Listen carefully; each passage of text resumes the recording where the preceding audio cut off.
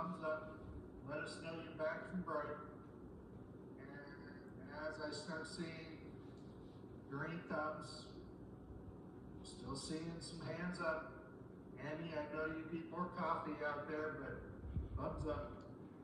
All right, real quick, I'm not going to go over all the scores, but they ranged from 64 to a perfect 100. The average score says it's 79%, so we're not going to have too many issues. So most of you would have passed with it being first go around, but we'll retake it. You'll have the notes. So my point is, don't stress about the final exam.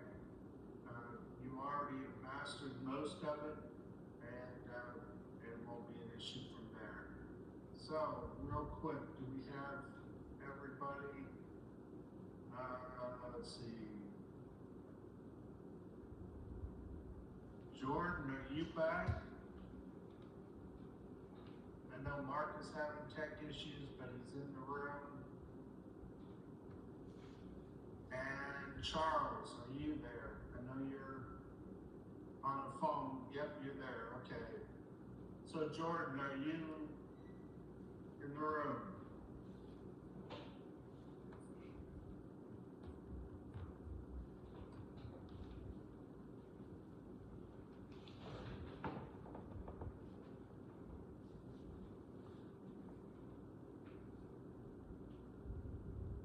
Well, glad to hear the sun's coming up. All right, Jackie, it's all yours. I'll be in the background if you need something. All right, thank you. Yes, I was thinking about our West Coast friends. It's awfully early. Thanks for being here. All right, let's see. Here's our terminal objective. You're going to, hopefully you learn how to do appropriate, I like that term thrown in there, appropriate instructional techniques for this ICS curriculum,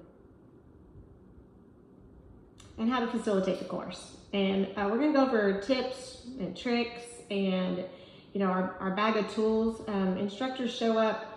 I was working last night on my updating my EMT bag that I carry in my car, just, you know, in case I'm on scene. And I was thinking about, yes, you know, every job that we do, especially things like an emergency responder, you're going to have a bag of tools. You're going to have some radios. You're going to have some tools. And so same thing with an instructor, you need your bag of tools, and we're hoping to give you that in this course. So enabling objectives, things that you may see again on the test, specific characteristics of adult learners is definitely on the exam. So as we go through, I'll try to, you know, point out the characteristics that you may see again. A lot of them kind of seems obvious sometimes, but you know adult learners and how they enjoy learning. They like to kind of be in control of their own learning. We're going to talk about that. All right. Questioning techniques. We're going to go over, you know, how to do questioning. I'm sure a lot of you have gone through some of these before, so it should just kind of be a review, I bet you. And some common challenges. So, and I want everybody that has experience teaching any course at all, or any group of people, to talk about any story you have to share with us on how you handled special situations or challenges. All right, we are going to talk about these bullet points. I don't really want to, there's a lot of words on this slide. But the 6 learning principles is important to know for your teach backs. We're going to talk about kind of how to set up the classroom, and I know some of y'all have said in theater style, you've said at round tables, you've said at all the different configurations, and we'll just kind of talk about kind of maybe what you enjoyed the most when you're setting up your classroom.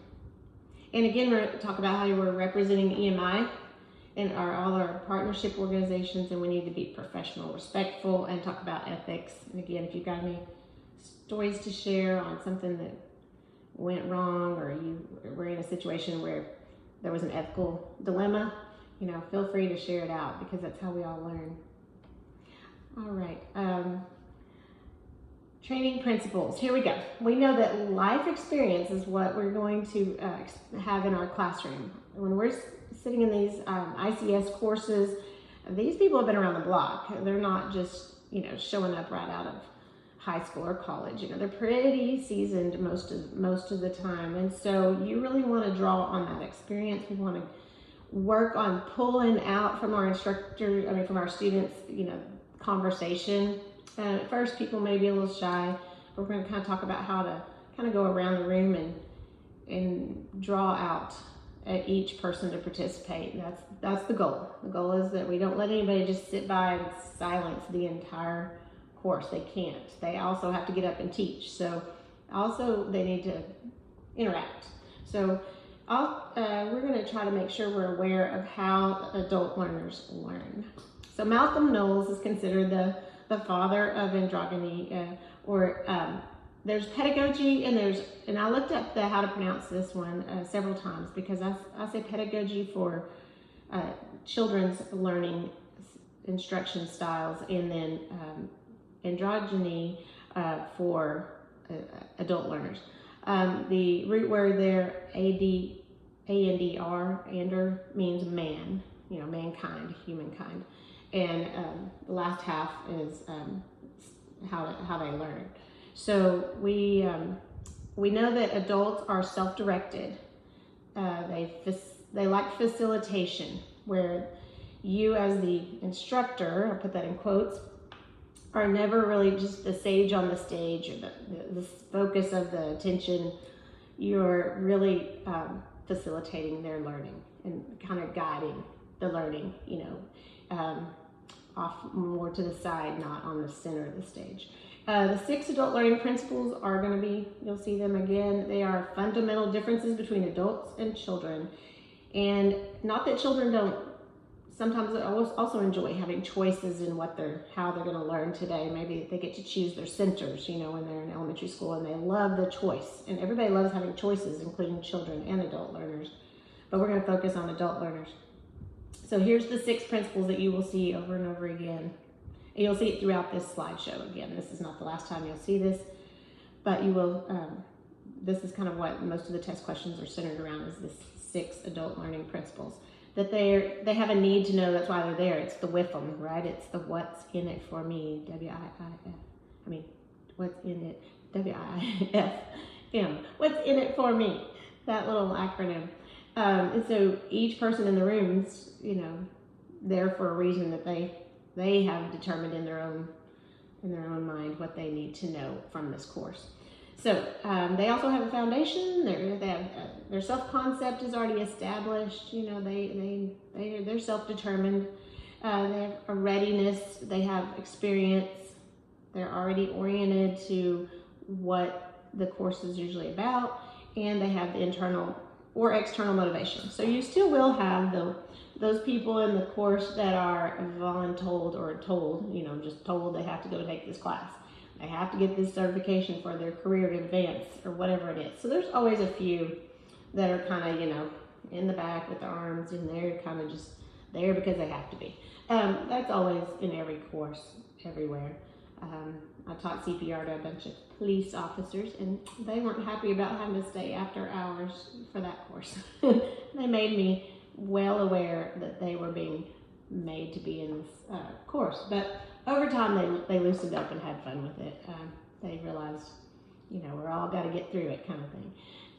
All right, here's the first principle, and they go through separate slides on each and every one of these principles. So we do talk about them, like I said, over and over again, with the goal being that at the end of it, you get it, and it's not going to be a problem as the test questions will come up. So the need to know is keeping adults motivated and engaged, because they are already aware of why they're learning. So again, what you just do throughout the course is you're going to keep bringing back the goals and the purpose, why we're doing this, kind of giving them the why as you go, right? That this is why you'll need to know this. So real quickly, since we're not in person, and we will have breakouts, but I don't think we're doing them yet. If anyone doesn't mind being the brave soul in front of the whole class and talk about how you meet the need at your, how do you meet the need in your classes? I know some of you are seasoned instructors, and I know most of you have taught a lot of things. So, and if you want to answer, how do you meet the need to make sure your adult learners see the purpose in them being there and what they're doing? And also, if you want to, or if you just want to answer this question, what do you think motivates your students to learn? Anybody want to share, or even see? I don't know if I can see the chat. I think mostly Ray sees. No, I can see the chat. I can see the chat right here. So if you want to answer, what do you think motivates your students to learn, your adult students to learn? Anybody got something they have? Yep, I see some people texting. Connections to real life. Yes, good answer. You just ask them straight up, what is it you want to learn out of this? Yes, and that's a lot of times in our introduction slides on FEMA, almost always, when you're doing your introduction slide, it'll say, what do you expect to get out of this class? Or why are you here? Good. People naturally like to tell their story. Oh, yes. Yes. They do love to tell what brought them to this course. They really want to know what their role will be in that really bad day. Oh, yes. Everybody does want to, prepare for how they're going to use this information on an actual event or incident. Yeah, post the goals on the whiteboard so the instructors can see the reference. Yes, so that we have them get up, put it on, some big, large Post-it notes that stick on the wall, or some of those little whiteboard easels, so that you can keep referring back to, okay, you told me in the beginning of the class your goal was this, or you wanted to learn X, and you can keep pointing to it. It also keeps you centered and focused on the purpose for why you're there. Good point. Asking open-ended questions. Oh, we got people jumping ahead on these slides, because we're going to get to the difference between open-ended and closed questioning. Good. Yeah, address issues and gaps in the makeup of the class, different types of students, what they need from because we do have people from all different backgrounds of emergency management in all different areas, and they all have some different needs from this course, right? Good job. Great participation. Thank you, everybody. I'll kind of keep skimming the answers as we go. Yes, depends on the makeup of the class. That's true. Once you kind of read the room, you've done the introductions, you kind of already ahead of time seen maybe some of the agencies everybody's coming from. If everyone's from virtually the same kind of agency, it may guide your instruction just a little differently than if people are from a very homogenous group or very different backgrounds, so that may change slightly your approach, right? Okay, the next of the adult principles is the foundation. They already bring knowledge, they bring life experience, they are wanting to tell their stories. You're right. People love to tell their stories. They want to share with you their background. They do love it. Discussions. Not everybody wants to get up and do full class discussions in front of the whole group. So again, having them say something like, turn to your neighbor and share this, whatever it is, share with them the answer to this question is a great technique. Or if you have little round tables or smaller groups, that usually helps with discussion. I know at EMI we have those long, tables, but we still kind of are broken up into little groups of 4 at the, when the tables are all pushed together. But we can just talk to the person across from us and the person beside us, a little group of 4 we could share. So it works out. Just kind of, the theater style is probably the hardest to get people to talk to one another, because everybody's facing forward, their backs to, if they're on the front row, their backs to everybody. If they're on the back row, they just see the backs of everybody's heads. It's a little harder. So again, in that one, sometimes you might ask somebody if they don't mind turning around and looking at the person behind them and sharing, just kind of get that mix going.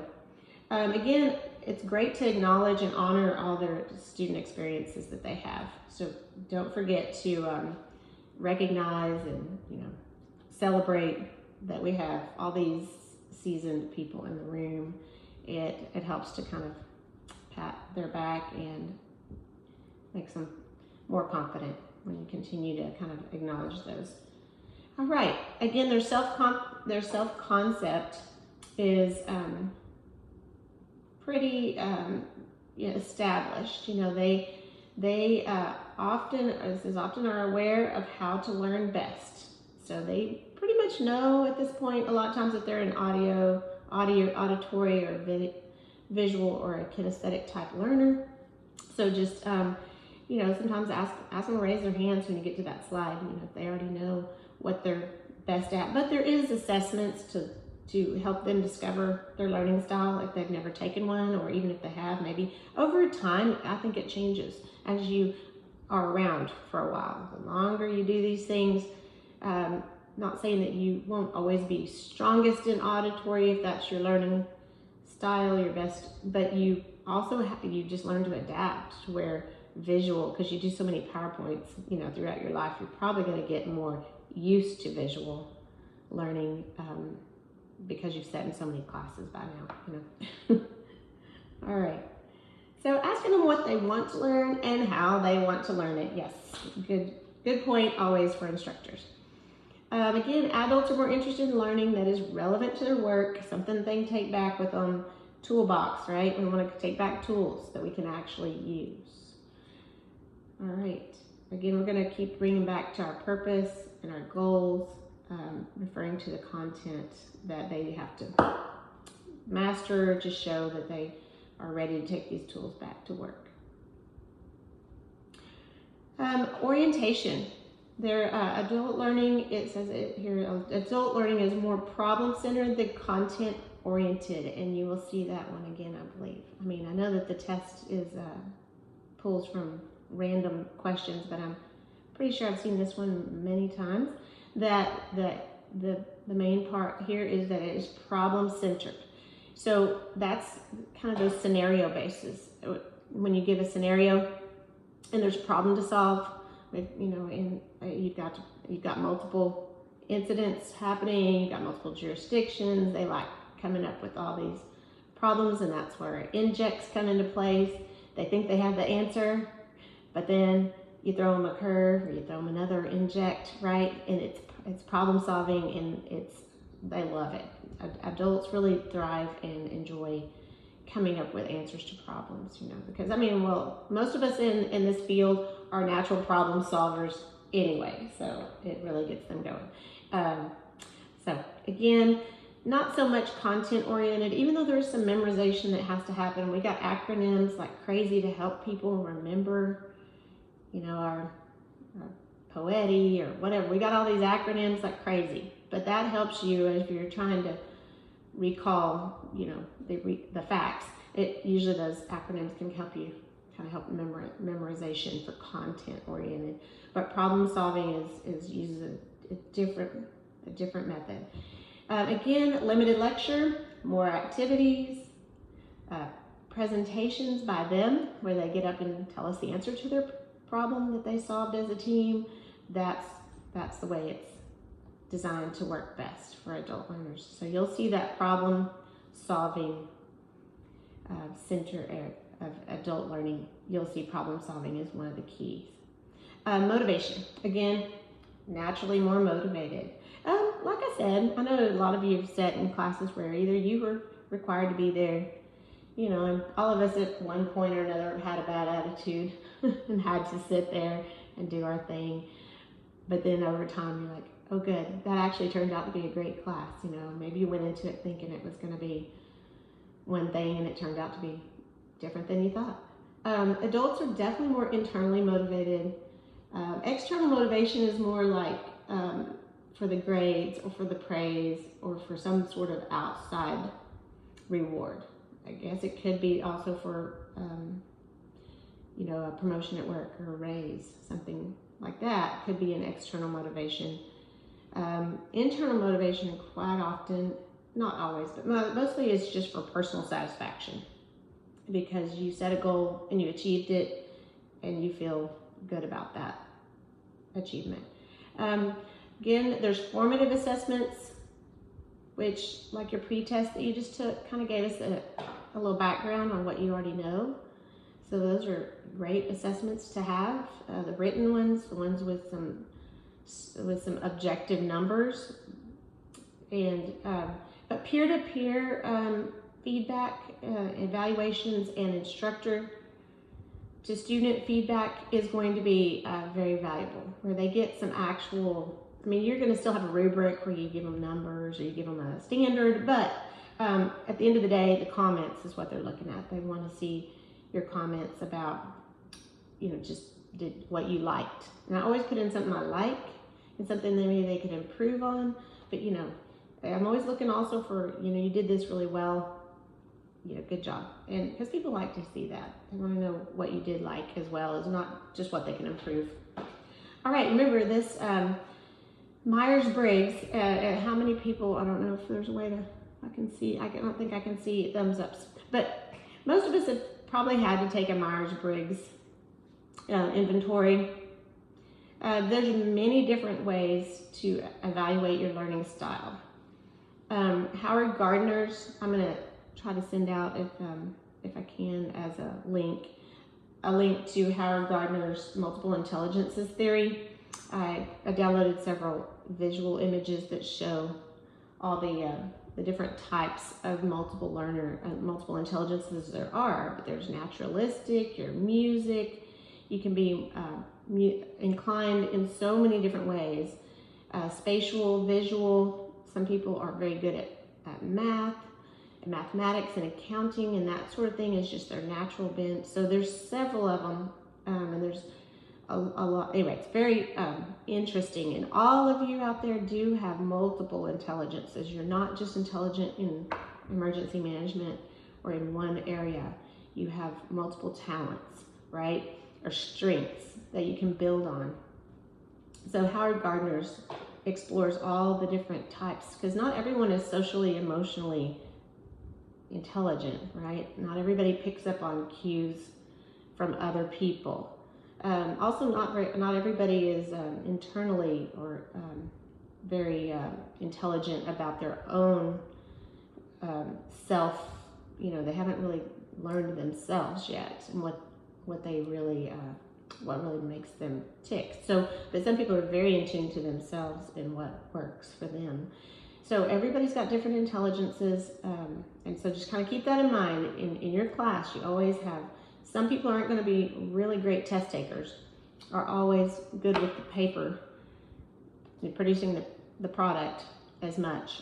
But over time, if you dig, and they will have a lot of different things they can produce, very many talents that maybe aren't always obvious at first. So you need to remember this VAK acronym: visual, auditory, and kinesthetic. And we're going to go into those types of learning styles or learners. Myers-Briggs is it has several different things it's testing, but mostly it's looking for your dominant, auxiliary, tertiary, and fourth function of type of learner. So we always have a strength or a dominant style. So you can have this develop over the course of a lifetime. So that's what I was saying is, if you haven't taken an inventory in a while, maybe it's been 10, 20 years since you've taken any kind of learning style inventory, it might be interesting to take another one, just to see if you've kind of developed, changed over time, as we all do. Here's Gardner's list of some of his learning, some of the intelligences that we have, that some people have and some people don't have. You know, like some people aren't naturally musical, other people are. Some people aren't naturally linguistic or verbal. Some people have that visual, spatial talent. They can see things that I don't see in the space, right? People that are visual, also a lot of times are visual learners. Sometimes people that are linguistic are very good auditory learners, but you know, not necessarily. All right, here's that visual, auditory, and kinesthetic again. Okay, visual, as you know, engage with the lesson through images. So I know that, if you've been in any kind of instructor course lately, when they talk about developing your PowerPoint, they're saying less words, more images.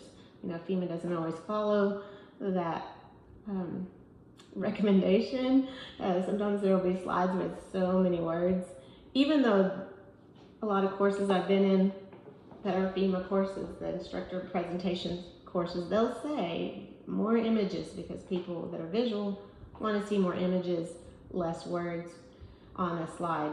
But again, body language, movement, facial expressions, so that's why we're going to ask you to put it all together so that they can see your facial expressions, your body language, you lean in because you're interested, that sort of thing. Says more to a visual person than what you're saying. So the way you behave, the way you interact is going to speak louder than the words that you say.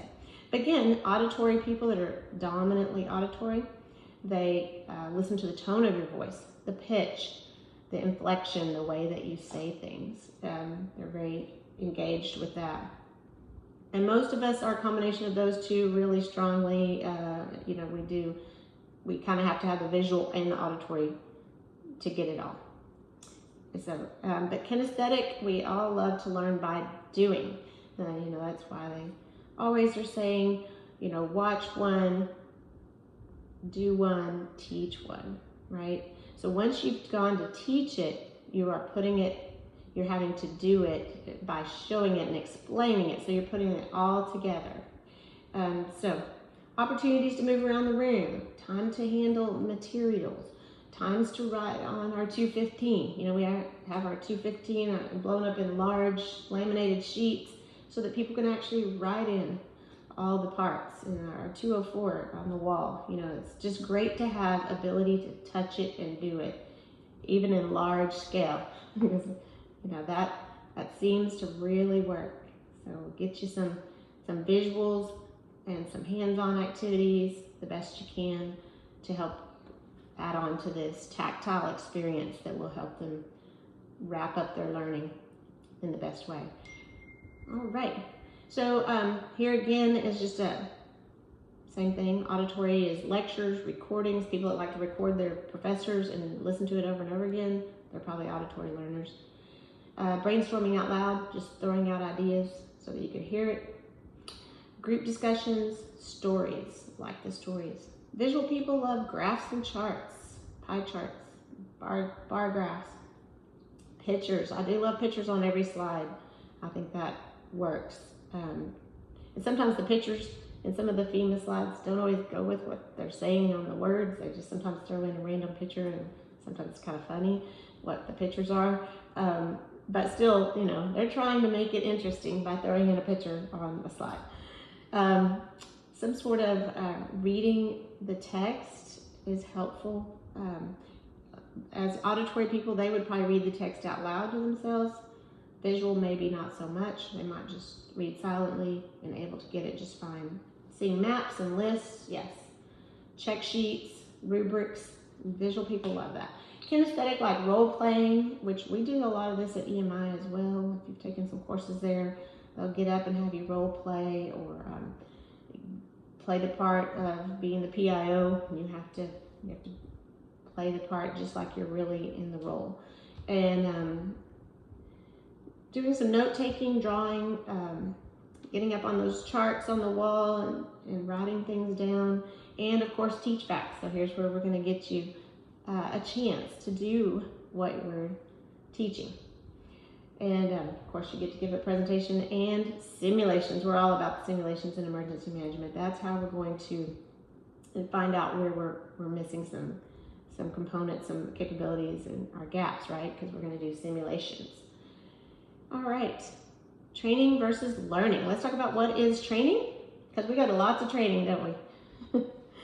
Yes, lots of training. It's just imparting information or skills. If you're a trainer, you're just there to impart skills and information. But learning is actually mastering it.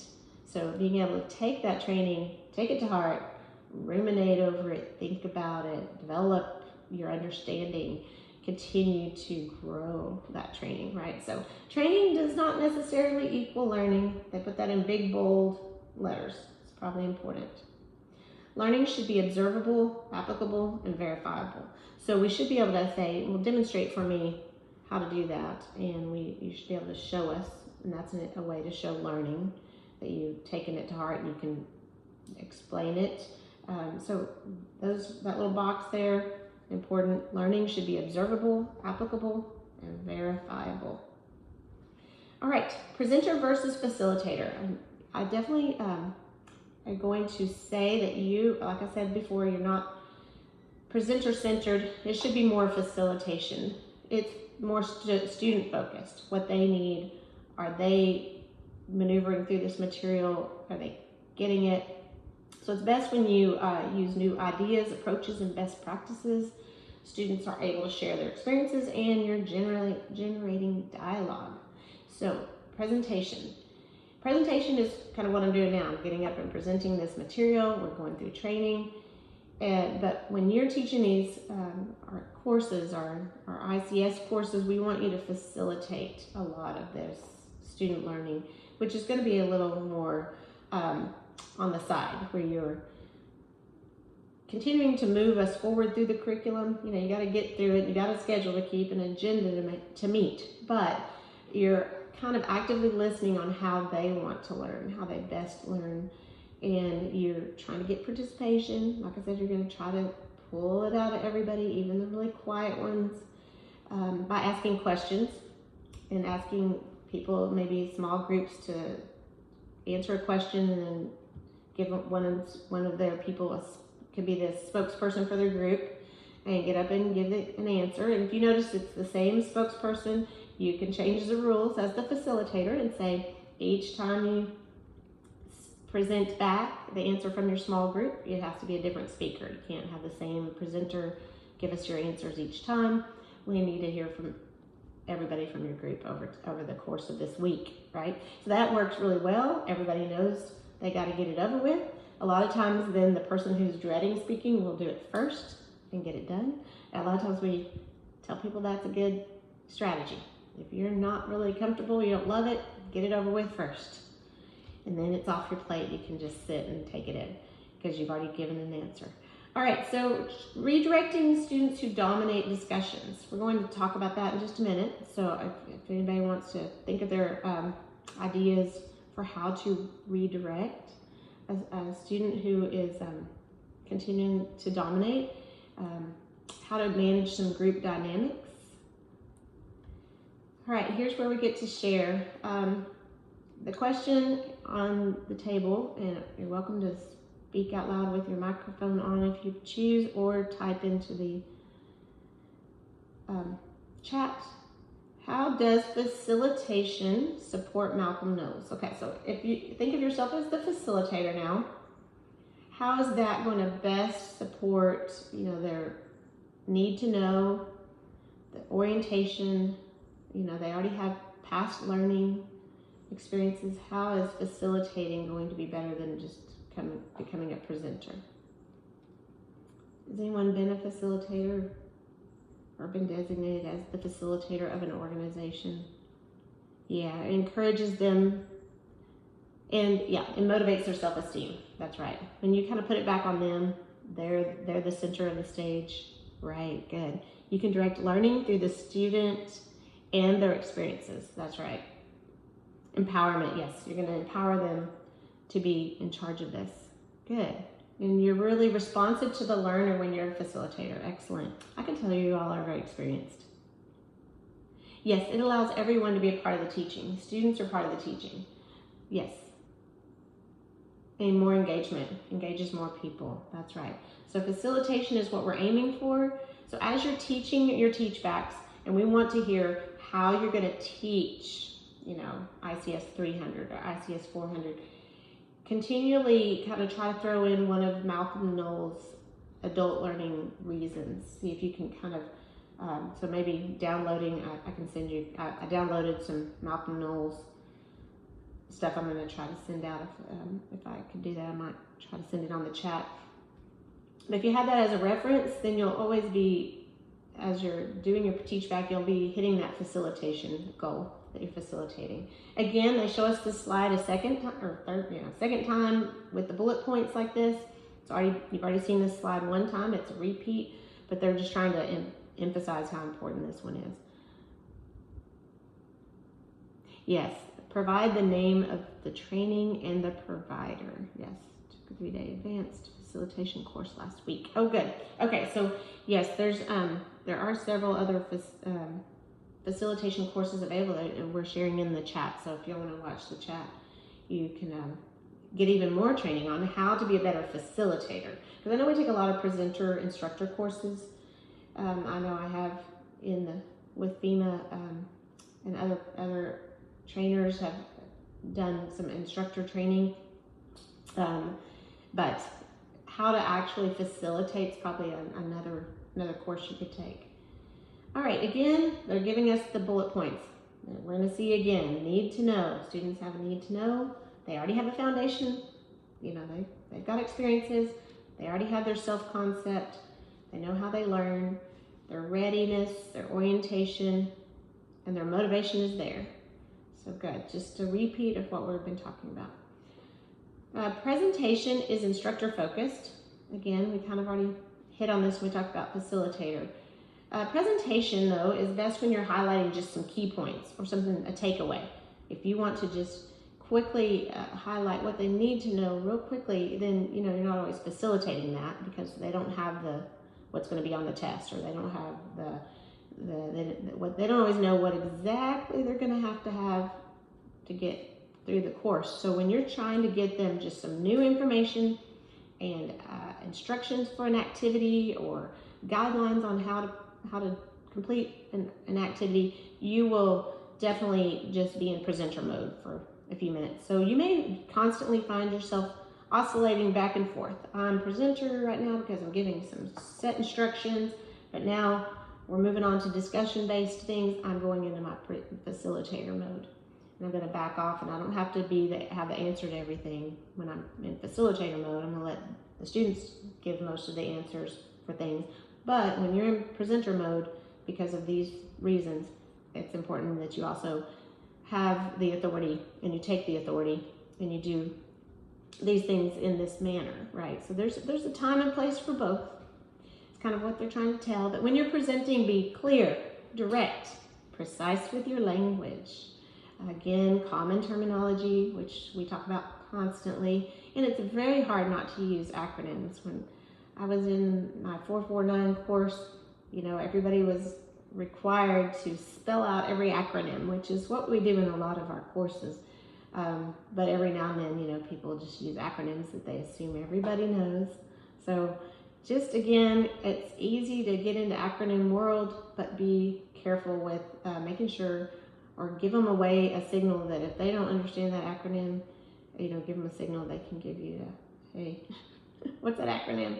But you should just kind of try to remember to spell it out. Usually if you spell it out once, then you can use the acronym throughout the rest of the presentation.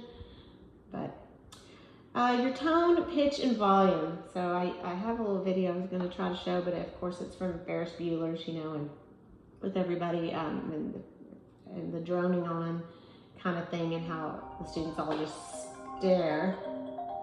staring at the instructor with that blank stare. Use appropriate language. Again, no profanity, no off color, or even kind of, you just have to be careful, because that's definitely can get taken all wrong. Humor is appreciated by most. Most people like something that breaks it up a little bit, a funny little video, a joke, something funny. But again, if you're in doubt, if it's got anything that could be taken wrong, just don't do it. It's probably better to skip it than to be funny. Again, try to move around the room. If you stand behind the podium, that's kind of a big no-no.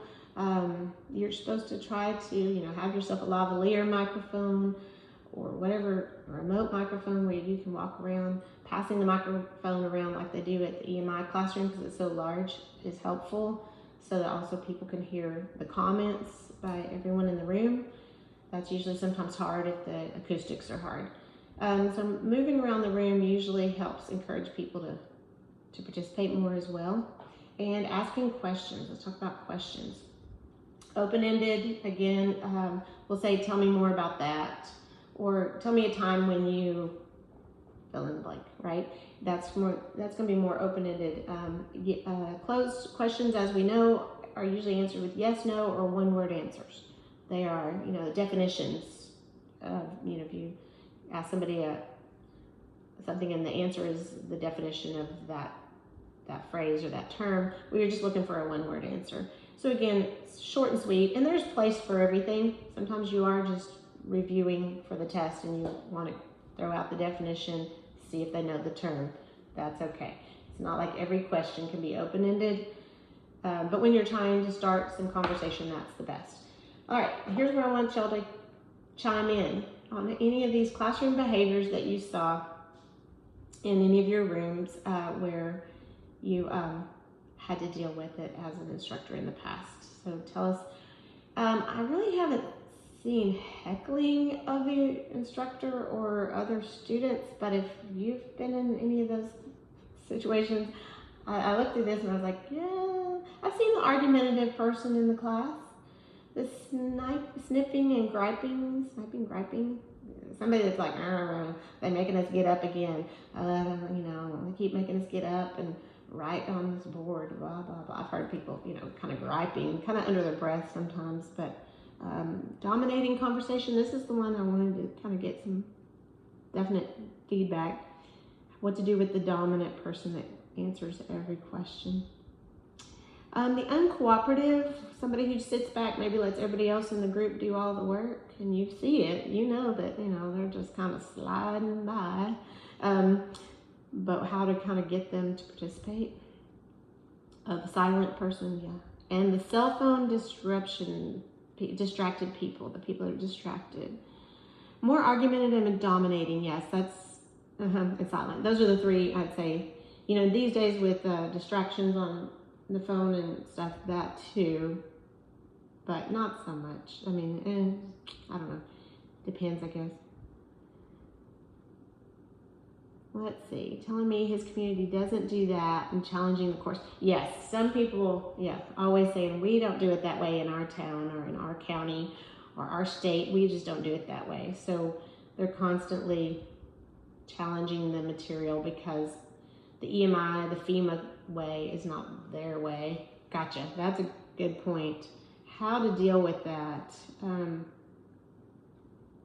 Right, I think as an instructor, when you're dealing with people who keep saying that this is not their way they do it. Oh, you had okay, so Bijou had an entire class become argumentative and dominating. The instructor lost the classroom. Oh my, wow. Oh, yeah, I can see how that could happen. Definitely somehow need to get back on track. I mean, you're facilitating, but if the people in your course are going all off track, how to bring them back to center. Usually focusing back on those goals and objectives for this course. This is the course you signed up for, and these are the goals for this course. And this is what you've got to get through. And I guess keep pointing them back to, we wrote our goals on the board at the beginning, and here's where we're going to redirect this conversation back to, is this meeting our goal? I think that's about the only thing you can do, and they're adults. If they really want to go down that path, I'm sure some other people in the course are probably going to start filling out some sort of complaint form about the course went one direction it wasn't supposed to go, and so try to nip that in the bud. Maybe give them an assignment, stop and give them an assignment, a break, something else they need to accomplish. Maybe if they're busier, they won't have as much time to argue. I don't know. Good points. Good points in the chat. Let's see. Oh yeah, what to do about people that are sharing information in the class that it could be wrong. How to, as if it's confusing all the other students. That's a good point. How to kind of redirect or bring back, those situations. I've seen that happen as well. That one is going to be something you're just going to have to handle with finesse, trying to not insult the person that you feel like gave the information wrong, but maybe saying, here's another way of looking at that. Or does anybody else have another perspective? Do we want to look at 2 or 3 perspectives on that information? Because you're right, that can go all kinds of wrong. Okay, so our next one, challenging behaviors. Each table will be given challenging behaviors. We're probably not going to have time for breaking out into an easel pad and breaking into our breakout rooms to talk about these different things. But in the chat, most everybody has done a great job. Like this one, saw a deputy chief tell the instructor that ICS was useless, and he was an operations guy. He didn't need ICS. that's kind of funny right there. But saying an operations guy doesn't need ICS. I'm like, without ICS, your operations doesn't exist because it's part of ICS. But yes, I see what you're saying. Some people just want to act like they don't need all this stuff. So wow, yeah, interesting. So you will have some challenges because you got some strong personalities. That's just no doubt. And you're going to kind of need ahead of time to come up with maybe a diversion plan. How are we going to divert some of that behavior, or change the subject, get us over here onto a project or an assignment, break them up into different groups, maybe move the groups around. Maybe we started off all sitting here again. I did learn this in 449 and some other instructor courses I've taken through FEMA. Always try to give assigned seating. I mean, I have the little write on name tent things that you can write their name and assign them where to sit. Over time, you can move their, this is for in-person classes, of course, but you can just mix it up. They show up another day and maybe you've moved them to a different table group. Just say you just wanted to meet new people today, whatever. But maybe it's really because that group was starting to have friction, or that group was, that just didn't seem to be a good dynamic. So just come up with some reasons or some ways that you might be able to deal with these behaviors. Because here it's asking us to write down, which a lot of you have written down your ideas. You've shared with the class in the chat. So it said they had to take a break when that happened so that the student could be talked to later. That's another yes. Yes, that's one way. Maybe if you are doing online courses, if you're teaching virtual, asking them to talk to you later offline. Again, if it continues to go on and it's an in-person class, a lot of times after class is over, you might be able to talk to them outside in the hall after class. Just say, hey, I tell you're a leader in this class. I want to make sure you're aware, that some people are really looking to what you're telling them. And let's, just maybe have let other people's perspectives shine as well. Just if you've got that dominant person, try to maybe get them involved with the solution. I don't know. Sometimes it doesn't always work out like you think it will, those conversations. Good. Thanks for everybody sharing. Yes, we have to take a break. Sometimes that's a good way for diffusing and taking, if the conversation is getting too heated, maybe take a break. Have a break time. Kind of refocuses people back to the goals that you've posted, right, that we're going to meet. All right, again, set expectations. So at the beginning, you saw Ray did an excellent job, and I think every EMI or FEMA course I've been in usually starts with no harassment, no hot topics that people could be offended. Just kind of be careful about your language, and we do expect participation. Again, nobody doing any of the inappropriate things, and you list it, you talk about it, you say it out loud, straight up, so that they can't say they didn't know. So there you go. Rotate leadership to encourage engagement. That's a good idea. Maybe each day, a different table group, they're going to be the leaders in that. They're going to have somebody from their group lead out. Or if you got a small enough group, it depends on how large the class is. To make everybody a leader for a period of time might not be possible. But different groups, maybe group A is going to be our lead group today. We're going to lead group B tomorrow, and group C the next day, so on, so that they kind of know each day they're going to be encouraged to be in the leadership position. So I'm not sure if I'm running out of time or if I'm on time. Ray, you can give me the heads up if I'm over time for sure. Tell me to stop. All right. Again, we were looking at specific characteristics of adult learners. I think many of you knew that, yes, EM is a type A people group, right? Some people wrote that in the chat. Yes, we got a lot of type A's. We got a lot of driven people, a lot of problem solvers, a lot of people that are used to solving problems and, want to throw out their opinions and ideas of how to do it.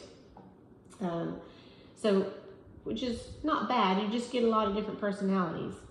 And so sometimes we run over each other in class. So again, reminding them that everybody's here to learn, equal opportunity learning environment, that sort of thing. We were supposed to identify appropriate questioning techniques. Again, open-ended for certain things, but not for everything.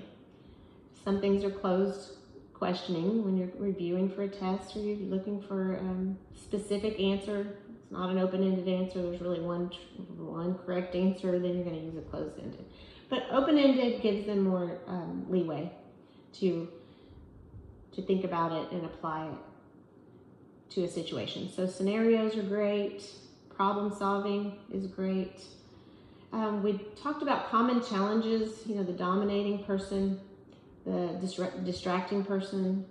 If someone is continuing to make noise, maybe we didn't really talk about this enough, but maybe a lot of people that are kinesthetic learners or just can't sit that many days in a row need to stand up. And if you might even go ahead from the beginning and say, if you're somebody who needs to stand up to learn, you need to move around to learn, that's great. We'll just ask that you stand towards the back so that it doesn't distract other people's learning from your need to move, which is okay. You just kind of stand towards the back of the room if you need to. If you like to stand up, if you like to pace back and forth while you're listening, do it in the back of the room. If you make noises by clicking your pen or doing noise-making things, you may not even realize you're doing it, but we're going to come by and just say, hey, people are, that tapping, that clicking, starting to be distracting. Especially when you're trying to take an exam. That's so bad. People are clicking their pen or just tapping and you're trying to think. It makes it hard. So just kind of in the beginning of the class, mention that distracting noises, activities. We know that people have their nervous tics and things they do they don't even realize, but we'll probably be pointing it out to them or asking them to take it out in the hall or go out and stand in the back if they continue to need to do that, which is, I understand. A lot of people just can't sit all day. They need to stand up for a while. And so give them the leeway to do so. Feel free in our breakout groups or later on, I think we are going to do some 3 breakout groups that we can talk about our challenges and how we dealt with them. Or if you've got still a question on how to do these things, we'll have some discussion time in a little while. All right. So, Ray, do I have any time left or am I out of time? Do I have time for that little video about engagement? And I don't know if my screen is... Go ahead and do that. It's 5 minutes. And I may even cut it off before it's over. All right, I think definitely I was telling you that, we have to show all the slides as they are in a FEMA course. You can't take away from a slide, but we are allowed to add to. And I think the adding to makes things a little more interesting. So finding some sort of fun little video that supports what you just taught usually is good, or an activity of some sort. So I don't know if, can everybody see my slide, my screen? Am I sharing my screen? Let me look. No, you're not. Okay, let me go back to, all right. Screen share button. I think you have to give me access to screen share. Okay, over. Do I have to accept it? You Let's see. see, Nothing is being shared. Screen. did you There we see go. the share 215 screen I just put over in the slides? Let's see. It's asking me to launch Adobe Connect. Let's see. Nothing is being shared. Drop a file to start sharing. Let's see. I put a new pod over the slides that you can use to share your screen within that pod. Okay, let's see. Got a bunch of stuff popping up on the screen. Presenter chat. Attendee list is over there, and then the 215. So if I click on screen up at the top. Yep. Okay. It looks like it might be trying to do it. Just says Adobe Connect. I don't know. All right, well, it may not happen, but I can always send a link to it in the chat if that helps. I think I lost you. I'm here. Oh, here we are. Okay.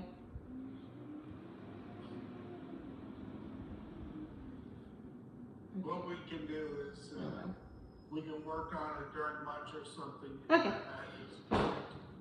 When we come back. Okay, sounds good. All right. At this point, I'm assuming Jackie, you're done with the lesson? Yes, thank you. Sorry about that. That completes Unit 2, Adult Learning. Working with admissions right now, trying to figure out the test deal. It looks like there is a delay in emails coming through the system today. I'm getting emails